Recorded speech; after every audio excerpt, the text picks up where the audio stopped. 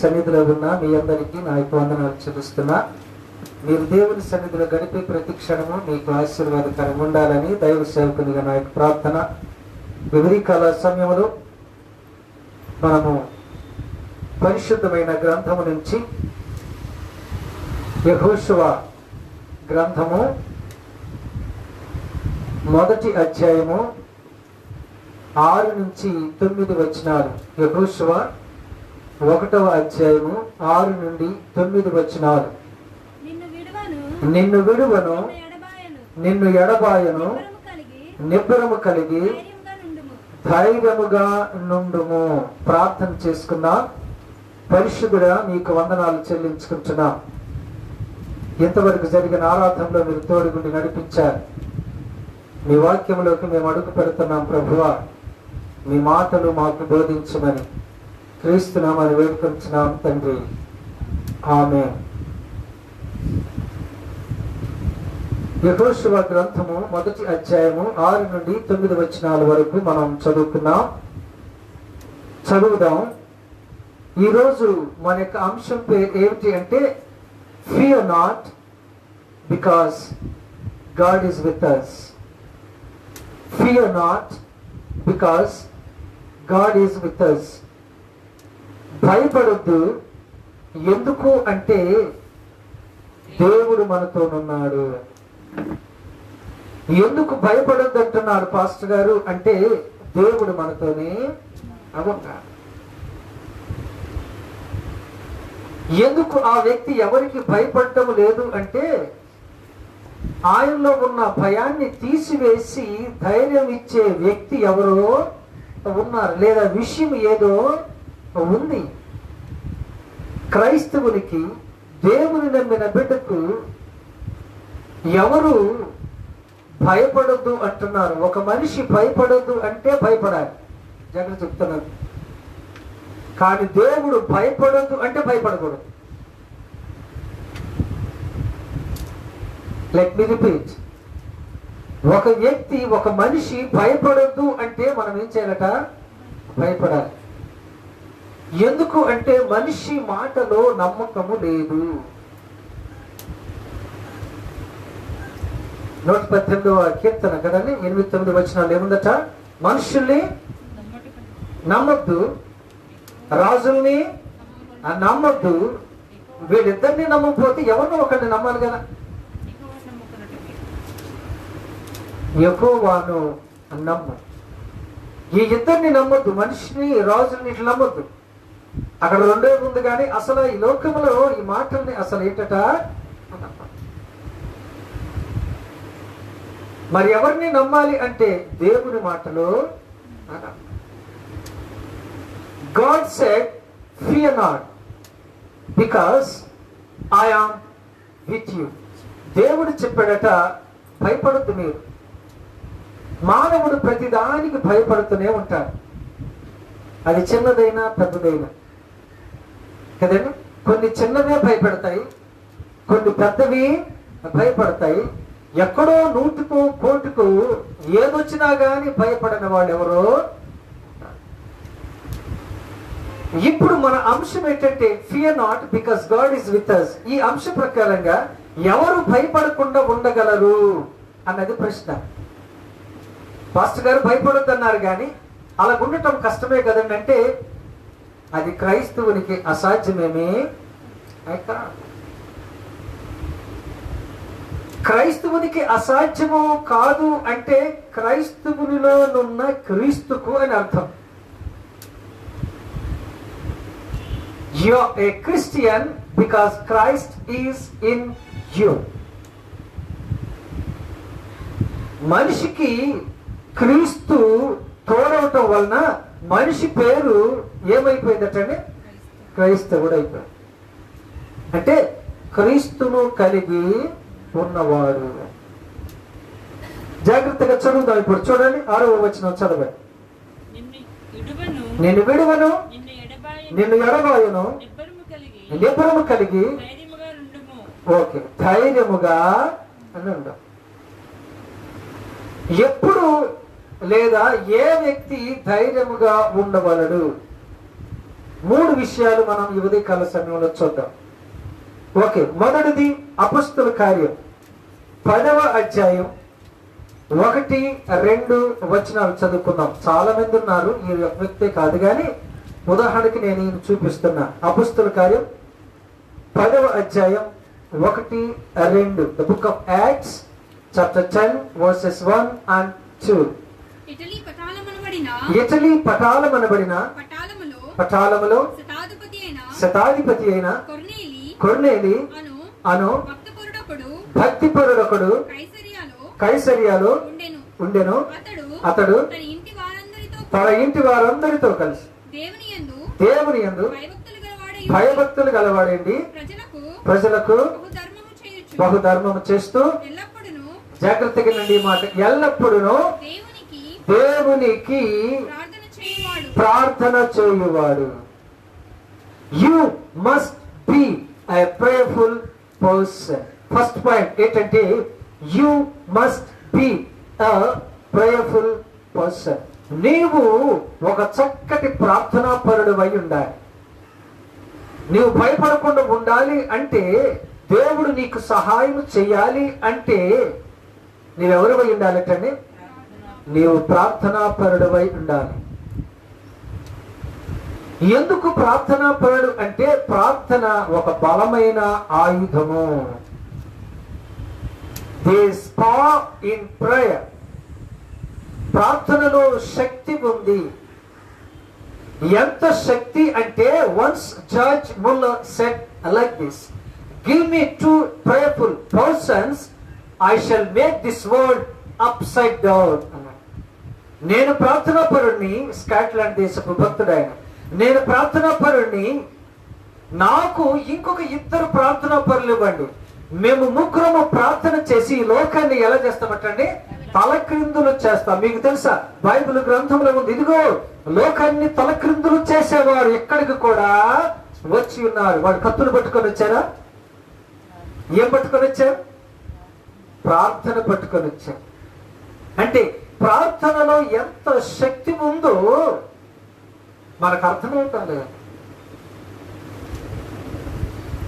Once a man said, don't disturb Christians because they are sleeping liars. నేను పేరు చెప్పను కానీ ఒక వ్యక్తి అటండి చెప్పాడట, క్రైస్తవుల్ని డిస్టర్బ్ చేయొద్దు, వాడు నిద్రిస్తున్న సింహ. లేచారు నువ్వు నేను ఇక ఎవరు కూడా ఆగమే. అంత శక్తి వాళ్ళలోనూ. ఇది క్రైస్తవుల్ని చూసి ఒక క్రైస్తవుడు గ్రహించిన మాట కాదని, చెప్పిన మాట కాదు, వేరే వాళ్ళు చూసి గ్రహించి. అంటే ఎంత శక్తి ఉందో ప్రార్థనలో మనం జాగ్రత్తగా గమనించాలి. ఇక్కడ మనం చూసినప్పుడు ఇక్కడ ఏముందటండి, కొర్నేలి ఎవరైనా, కొర్నేలి భక్తిపరుడు. నీవు యూదుడువా, క్రైస్తవ కుటుంబంలో పుట్టావా, ఇది కాదు ముఖ్యం. నీవు భక్తిపరుడువా కాదా అన్నది దేవునికి కావాలి. I was born in a Christian family, so what? You have no prayer. నువ్వు క్రైస్తవ కుటుంబంలో పుట్టావు కానీ ప్రార్థన లేదు కదా. I was born in a doctor's family, so what? You don't know how to treat patients. చాలా సార్లు మనం పెద్దలు అనేది ఏంటంటే, ఏం పేరు చెప్పి ఏంటి, ఏం పేరు చెప్పి ఏంటి, చెట్టు పేరు చెప్పి ఏమనుకుంటున్నారంట, కాయలు. ఎవరి గురించో చెబుతాం కానీ నీవేంటి,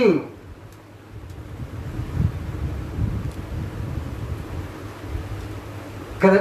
యేసయ్య ఈ లోకానికి వచ్చాక నీ తల్లిదండ్రులేంటి, మీ తాత ముత్తాంతలేంటి, వాడు ఎలాగున్నారు అని అడగలట, నిన్ను ఎలాగున్నావు అని అడుగుతాడు. అంతేనండి.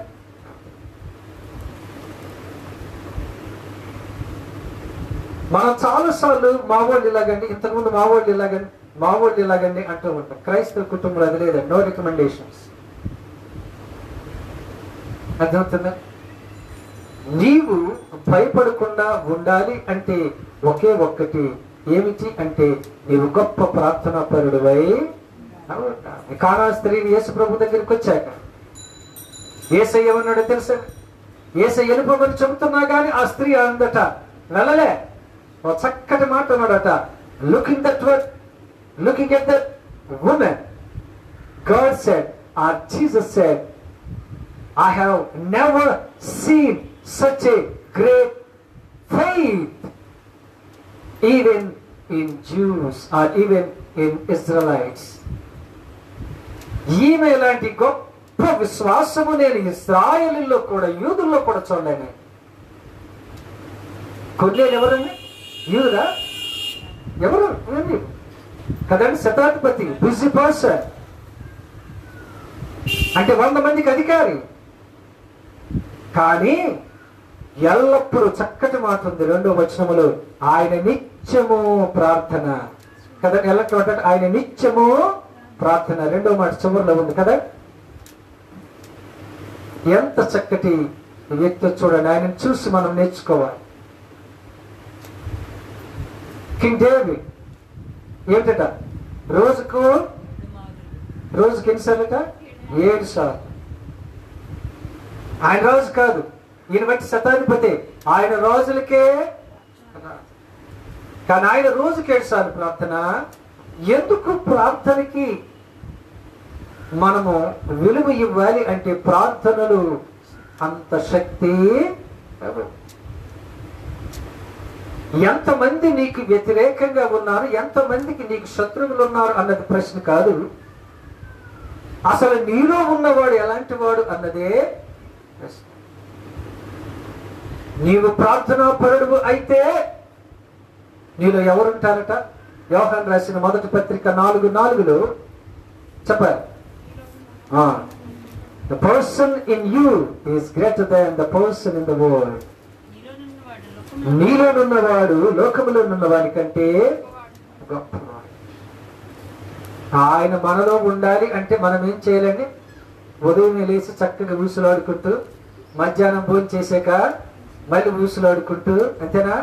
రాత్రి భోజనం చేసాక మళ్ళీ ఊసులాడుకుంటూ, ఇదేనా మనం చేయవలసింది? ఏం ఊసిపోవటం లేదు పాస్టర్ గారు, క్రైస్తవుడు ఆ మాట అనకూడదు. ఏం ఊసిపోకపోవటం ఏంటి? నువ్వేం చేయాలట? ప్రార్థన. కాబట్టి ఫస్ట్ పాయింట్ ఏంటంటే you must be a prayerful person. నీవు ప్రార్థనా పరుడు అయి ఉండాలి. కొన్ని నేను చూపించాను కానీ ప్రార్థనా పరుడు బైబిల్ గ్రంథంలో చాలా మంది ఉన్నారు కదండి. సాధు సుందర్ సింగ్ గారు అంటే 6 గంటలు ఏకదాటిగా అలాగే ప్రార్థనలోనే ఉండిపోయారు. కాబట్టి విశ్వాస జీవితంలో చాలా ప్రాముఖ్యమైనది, చాలా చాలా ప్రాముఖ్యమైనది ఏంటి చెప్పండి? ప్రార్థన. ప్రార్థన లేనివాడు దేవుని బిడ్డ కాదు. ప్రార్థన లేకపోతే క్రైస్తవునికి ప్రార్థన అనేది ఏంటట? గుండె లాంటి. ప్రార్థన లేకపోతే, గుండె లేకపోతే మనిషి ఏమవుతాడు? చచ్చిపోతాడు. ప్రార్థన లేకపోతే క్రైస్తవుడు కూడా ఏమైనట్టండి? సాధ్యసులో ఉన్న సంఘమా, just for the sake of living you are living, but actually you are dead. పేరుకు మాత్రం వెతుకున్నావు కానీ నిజానికి నువ్వేంటంటే దేవుడు మనల్ని చూసి ఆ మాట అనకుండా ఉండేలాగా మనం ఏం చేయాలి? ప్రార్థన చేయాలి. ప్రార్థన చేసేవాళ్ళు చాలా మంది ఉన్నారు కానీ కొన్నేళ్ళ గురించి చెప్తున్నాం. 2వ విషయం మనం చూద్దాం. చూడండి, యోబు గ్రంథము 1వ అధ్యాయము 1వ వచనం. Job chapter 1 verse 1. ఊజు దేశమునందు యోబు అని ఒక మనుష్యుడుండెను. అతడు యథార్థభక్తుడును న్యాయవంతుడునై దేవుని యందు భయభక్తులు కలిగి చెడుతనము విసర్జించిన వాడు. ఒక్క మాటలో చెప్పండి, అన్నిట్లో కలిపాయని ఏమని చెప్పచ్చటండి? Very good. He is a righteous person. So the second point is, you must be a righteous person. నీవు నీతిమంతుడై ఉండాలి. నీతి లేని వాడు దేవుని బిడ్డ. చాలా మంది అంటారు, నువ్వు బ్రతుకుతున్నావు, డాష్ బ్రతుకుతున్నావు. ఏం లేదు, ఎక్కువ సమయము విశ్వాస జీవితంలో కానీ, క్రైస్తవ జీవితంలో కానీ, మానవ జీవితంలో కానీ లోపిస్తున్నది ఏమిటి అంటే నీతి. You must B a righteous person. నువ్వు నీతిమంతుడివై ఏం సంపాదించాలి ఈ లోకంలో, నువ్వు ఏం సంపాదించావు ఈ లోకంలో, అది కాదు దేవుడు అడుగుతున్న ప్రశ్న. దేవునికి కావాల్సింది ఏంటంటే నీతి. ఇంతకు ఏ నీతి? రకరకాల నీతులు ఉన్నాయి. ఏ నీతి దేవుడు కోరుకుంటున్నాడు? ఏ నీతి? దైవ సంబంధమైన, దేవునికి ఇష్టకరమైన అన్ని కదా. నీతి తప్పడానికి అనేక రకాల ఆకర్షణలు ఈ లోకములో మన మీదకి వస్తాయి, మన దగ్గరికి వస్తాయి. కానీ మనం దేవుని నీతిని చూసి ఏం చేయాలట? ప్రయాణము. అది దేవుని నీతి కానప్పుడు అది ఎంత ఖరీదైంది నీ దగ్గరికి వచ్చినా ప్లీజ్ డోంట్ టచ్ ఇట్. దాన్ని నువ్వు ఆ పండు నువ్వు కానీ తింటే నువ్వు దేవుని నీతిని తప్పుతావు. ఆదామవ్వ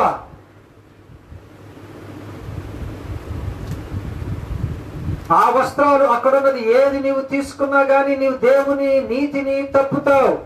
ఆకాను తీసుకుని దేవుని నీతిని తప్పాను. ఆదాము అవ్వ పండును తిని దేవుని నీతిని తప్పాను.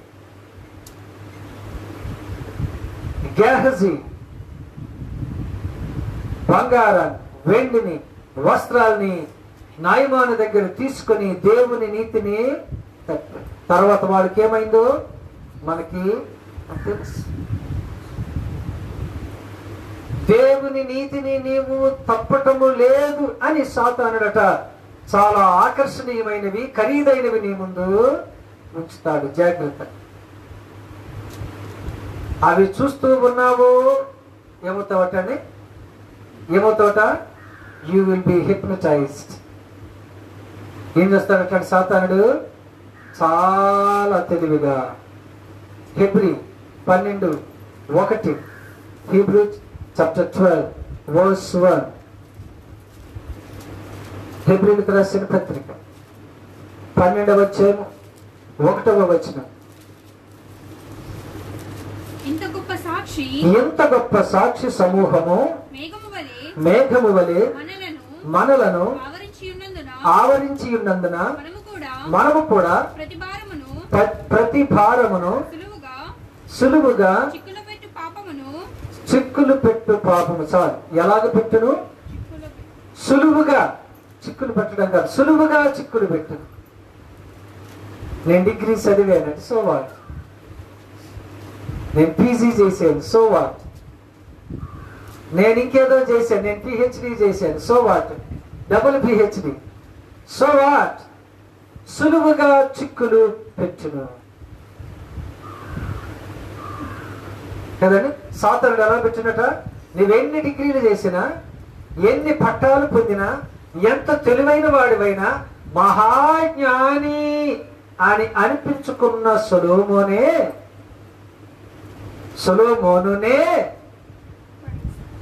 సాతానుడు సులువుగా చిక్కులు పెట్టాడు. మనం ఎంతలో మన డిగ్రీలు చూస్తుంటే ఆయన నవ్వుతున్నాడు. ఎవరు? సాతాను. ఒరే నాయన, ఈ డిగ్రీలు నన్ను ఓడించలేవు. నీకుండవలసిన డిగ్రీ ఏంటో తెలుసా? You must B a prayerful person. ఇంకొక డిగ్రీ ఏంటో తెలుసా? You must B a righteous person. ఈ డిగ్రీలు నన్ను ఏం చేయలేవు. కానీ మీరేం డిగ్రీలు చేస్తున్నారట? బిఏ, ఎంఏ, ఇంకేటండి, ఇంకేదో ఏ చూసుకుంటే వెళ్తున్నారు. ఈ డిగ్రీలు నన్నేమి. ఒక క్రైస్తవునికి కావలసిన డిగ్రీలు ఏంటి అంటే ప్రార్థన, నీతి, పరిశుద్ధత ఇవ్వండి. అవి ఉంటేనట్టండి సాతానుడు మన దగ్గరికి రాడు. మీకు చూపించిన యోబు గ్రంథం 1వ అధ్యాయం 10వ వచనం చూడండి. Job chapter 1 verse 10. నీవు అతనికి అతని ఇంటి వారికి అతని కలిగిన సమస్తమునకు నువ్వు చుట్టూ కంచె వేశావు. There is an invisible fencing around Job. That's what Satan is not able to hurt or harm Job. కంటికి కనబడని కంచెటండి యోబు చుట్టూ ఉందట. అందుకనే సాతాను ఏం చేయలేకపోతున్నాడట. యోబు కనబడటంలే, కానీ ఇప్పుడు ఆ కంచె అంటే తెలుసండి. మొదటి వచ్చిన మనం చేశారు, ఆయన నీతిపరుడును, భక్తిపరుడును, ప్రార్థనాపరుడును కదండి.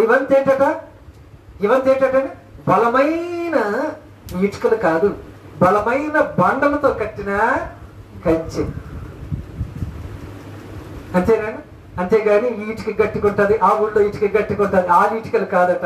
ఆ చుట్టూ కట్టిన పెద్ద పెద్ద బండలతో దేవుడు కట్టిన కంచె. అందుకని పాపం సాతానుడు అంటున్నాడట్టుగా నేమే చేయలేకపోతున్నాడు. అందుకని వాక్యములో ఉంది, నీవు అగ్నిలో ప్రయాణం చేసిన అవి నిన్ను ఏం చేయవట.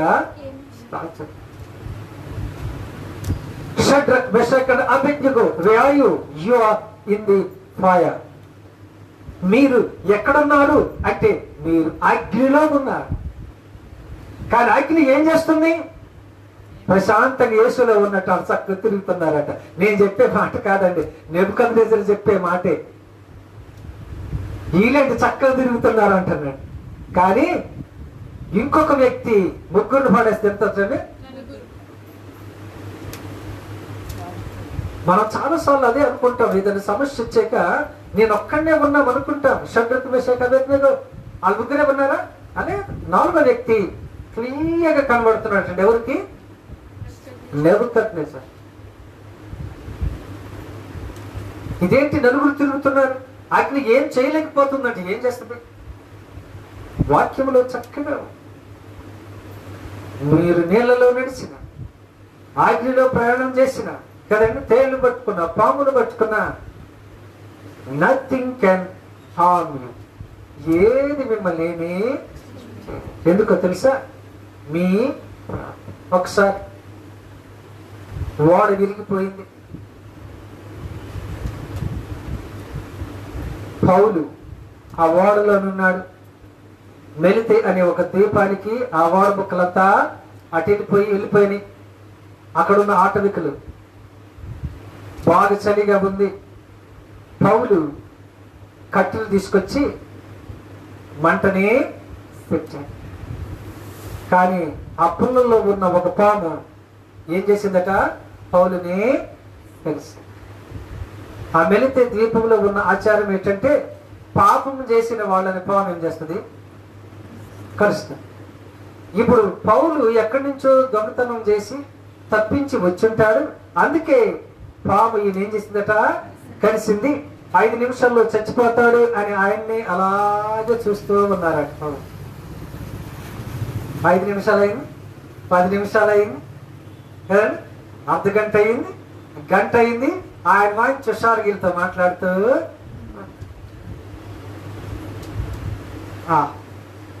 నథింగ్ హ్యాపెన్, ఏమీ అవ్వలే.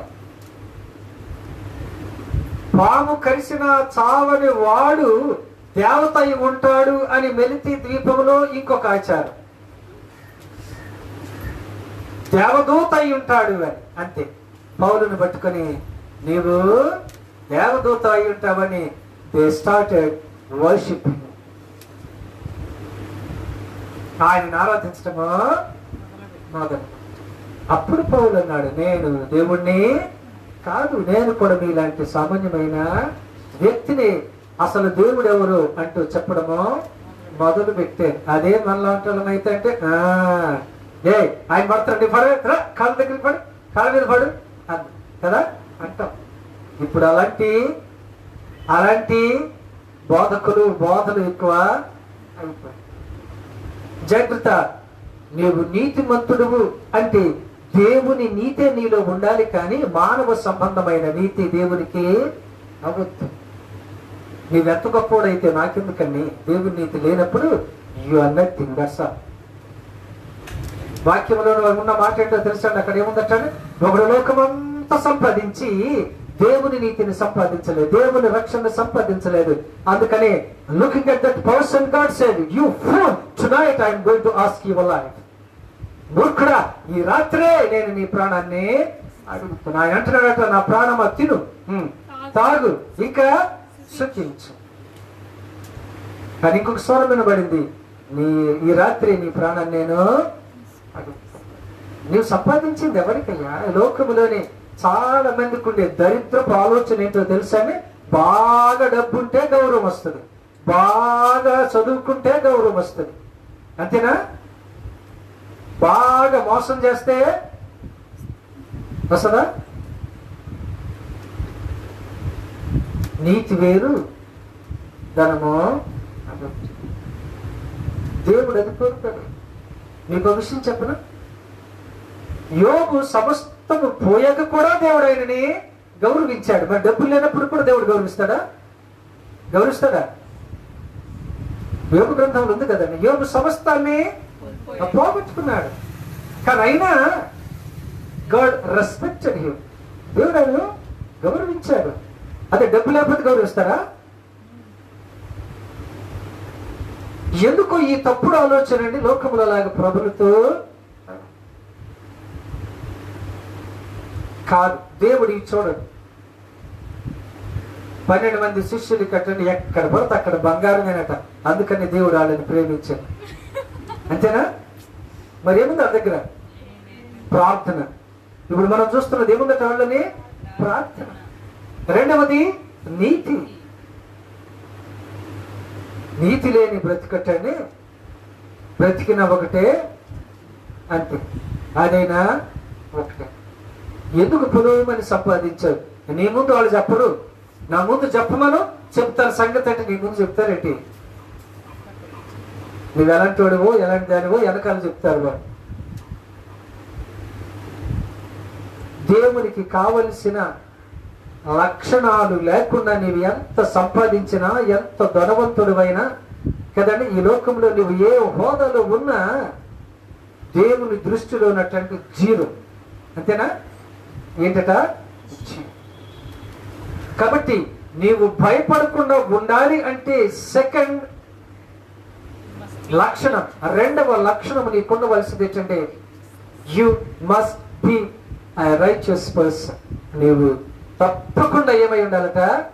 నీతిమంతుడు. ఏ నీతి? ఏ నీతి? దేవుని యొక్క నీతి. మూడవ విషయం మనం చూద్దాం. చూడండి, ప్రకటన గ్రంథం 2వ అధ్యాయం 10వ వచనం. Revelation chapter 2 verse 10. ఇదిగో మీరు శోధింపబడినట్లు అపవాది మీలో కొందరిని చెరలో వేయింపబోచున్నాడు. 10 దినములు శ్రమ కలుగును, మరణము వరకు నమ్మకముగా ఉండుము, నేను నీకు జీవ కిరీటం ఇచ్చేదను. The third point I would like to tell is, you must be a faithful person. నీవు చివరి వరకు నమ్మకస్తుడవై, you must be a faithful person. ఎలాంటి వ్యక్తి ఉండాలంటే, దేవునికి నీవు నమ్మకస్తుడవై. చాలా సార్లు మనం మన నమ్మకత్వాన్ని కోల్పోతూ ఉంటాం. అమ్మో, ఆయన చాలా ప్రమాదకరమైన మనిషి, ఆయన నమ్మొద్దు. మీరు ఎవరిని నమ్మినా పర్వాలేదు, కానీ ఏమంటారట? ఆయనని. మీరు ఎవరిని నమ్మినా పర్వాలేదు, ఆమెని. వాక్యం అదే అంటుంది కదండి, ఎవరిని నమ్ము. నమ్మి నమ్మి నమ్మి నమ్మి ఏమైపోయామట? ఈ లోకంలో మనము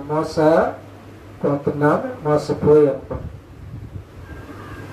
ఏది నమ్మకూడదో దాన్ని బాగా నమ్ముతాం, ఏది నమ్మాలో దాన్ని అసలు పట్టించుకోరు. ఎందుకు ఇలాగూ అంటే, అలాగే అది ప్రారంభం నుంచి ఆదాము హవ్వ దగ్గర నుంచి అలాగొస్తూనే. ఎందుకు అంటే మన కంటికి అవి ఎలా కనబడుతున్నాయట? నమ్మేలాగా కనబడుతున్నాయి. మన చెవికి ఎలా వినబడుతున్నాయట? నమ్మేలాగా వినబడుతున్నాయి. అందుకని మనం సులువుగా వాటిని నమ్ముతున్నాం. ఇక్కడ ఈ భక్తుడు రాస్తున్నది ఏంటంటే, ఏమొచ్చును మీకు, క్రైస్తవులైన మీకు ఏమొచ్చును, ఏమొచ్చును, శ్రమలు వచ్చును. ఏమంటున్నారట చాలా మంది, మీకేమి రావు, మీకేమి. మనం కూడా అలా గుద్దిపోతాం చక్కగా కదా. ఇది అసలు పాస్టర్ గారు అంటే. మాస్టర్ గారు అంటే ఏంటట, అంతేగాని ఏంటి యేసు ప్రభుని నమ్మితే జ్వరం వస్తుందట, ఏంటి యేసు ప్రభుని నమ్మితే ఆకలి వేస్తుందట. ఈయన చూసే చక్కగా ఏమంటున్నాడట, ఏమీ రావు. అది ఈయన నాకు నచ్చాడు. ఏ పాస్టర్ గారు నచ్చారట, ఈ పాస్టర్ గారు నచ్చాడు అంతే. ఆ పాస్టర్ గారు అంటే ఎప్పుడు అలాగే చెప్తారు. నాయగాడి మాటలు ఎలాగుంటాయట, రమ్యముగా, అందముగా, ఆకర్షణీయముగా ఉండును. దేవుడు ఏమైతే చెప్పాడో అదే నువ్వు చెప్పాలి. అందుకే నువ్వు సేవకుడు. దానికి కల్తీ చేసి చెప్పొద్దు. మనం ఏం చేస్తున్నామట, కల్తీ చేసి చెబుతున్నాం. ఎందుకని అలా చెప్పకపోతే వాళ్ళు చర్చికి రారు, అలా చెప్పకపోతే వాళ్ళు మన కానుకలు ఇవ్వరు, అలా చెప్పకపోతే వాళ్ళు మనతో మాట్లాడరు. మనం ఇది కదా. నీవు ఎవరి కొరకు వచ్చావు,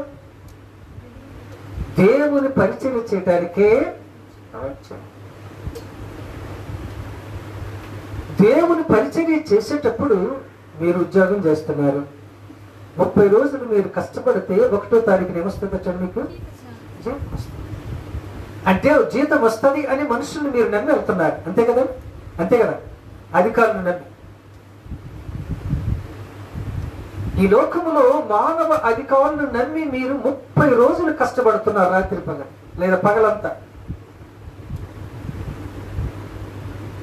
మీరు నమ్మిన ఆ అధికారి మీకు 1వ తారీఖున సరిగ్గా జీతం ఇచ్చేటప్పుడు దేవుడు ఇవ్వడమే. వాక్యం చెప్పాడు అదే, చివరి వరకు నమ్మకముగా ఉండు. ఎందుకు కంగారు పడతావయ్యా? నేనదే అంటున్నా. ఇవి మీ ఇంటి తాళాలేనా? అంతేనా? ఓకే. మీ ఇంటికి 10 తాళాలు ఉన్నాయా, 5 తాళాలు ఉన్నాయా? 5 తాళాలు కూడా దగ్గర ఉన్నాయి కదా, కీస్ ఉన్నాయి. మొదటిది తీసావు, రాలేదు. ఇక రాలేదు బాబు అని ఆ మెట్ల మీద కూర్చొని ఏడుస్తావా? ఇంకోటి తీ. ఆ 5 తాళాలు ఏదో ఒకటి అయి ఉంటుంది. అంతేనా? ఎందుకు కంగారు పడతాం? పక్కింటి తాళం అయితే పడదని అక్కడ కూర్చొని అడవాలి. అంతేనా? ఈ 5 తాళాల్లో ఆ గేటుది ఏ తాళమో నీకు తెలియదు కాబట్టి ఒకటి ట్రై చేసావు, రాలేదు. ఇంకో ట్రై చేయి, రాలేదా? 3వ ట్రై చేయి. కానీ 5వ దానికి తప్పకుండా ఏమవుతుందట, వస్తుంది. ఎందుకని? దాందే. అంతేగాని దాని మొదటి దానికే తీసి ప్రయత్నం చేసి అమ్మ రాలేదు, ఏం చేస్తారు? దేవుడు అంటున్నాడు అదే. ఎందుకు మీరు కంగారు పడుతున్నారంటున్నా? నమ్మకంగా ఉండండి. నేను మీ ప్రార్థన వింటాం లేదా? మీకు నేను సహాయం చేయనా? పాపం ముందేముందటండి ఎర్ర సముద్రం, వెనకాలేముందటండి ఫరో సైన్యం, మధ్యన ఎవరున్నారు? ఇశ్రాయేలు. పెద్దలు చెప్పేది ఏంటంటే, ముందు నుయ్యి వెనకాల గొయ్యి. ఇప్పుడు ఏం చేయాలి? ముందుకెళ్ళలేవు, వెనక్కి వెళ్ళలేవు. ముందు చూసావా, వెనక్కి చూసావా? ఇప్పుడు నువ్వు చూడవలసింది ముందు వెనక్కి కాదు, పైకి చూడాలి.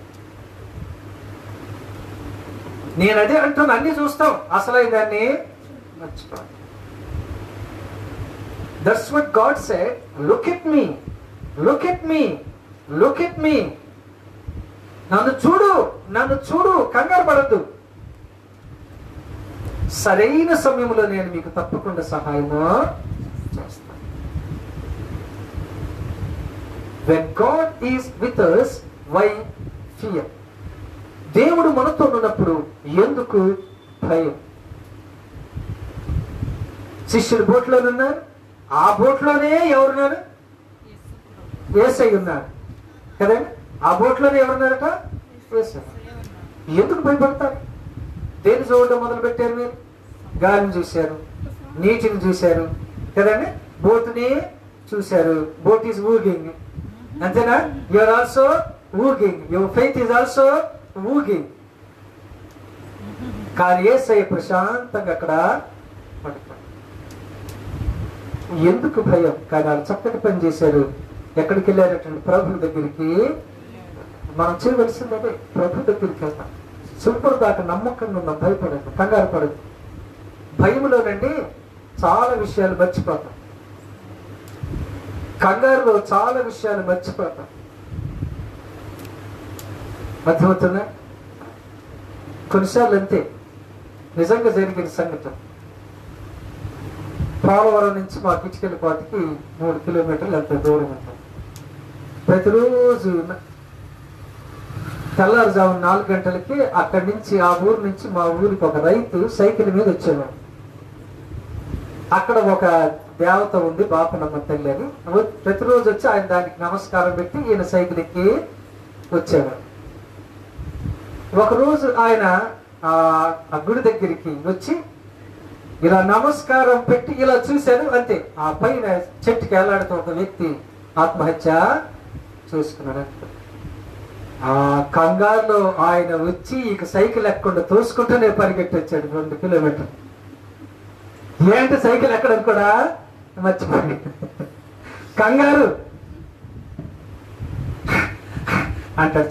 చెప్పాలనుకుంటాడు పాపము, చెప్పలేకపోతాడు. ఎందుకు ఇంత అలసట అంటే, నువ్వు సైకిల్ తొక్కితేగా ఏం చేసుకుంటూ వచ్చావట, తోసుకుంటూ వచ్చాము. అంత భయం. నేను అదే అంటున్నా, భయంలో కొన్నిసార్లు అంతే. ఇంకా నేను సైకిల్ నెత్తి మీద పెట్టుకోవాలి.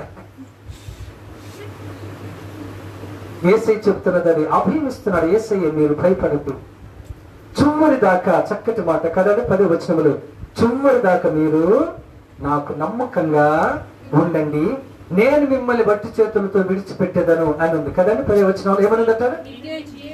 నేను మీకు జీవ కిరీటాన్ని ఇస్తాను. ఎంత చక్కటి వాగ్దానం.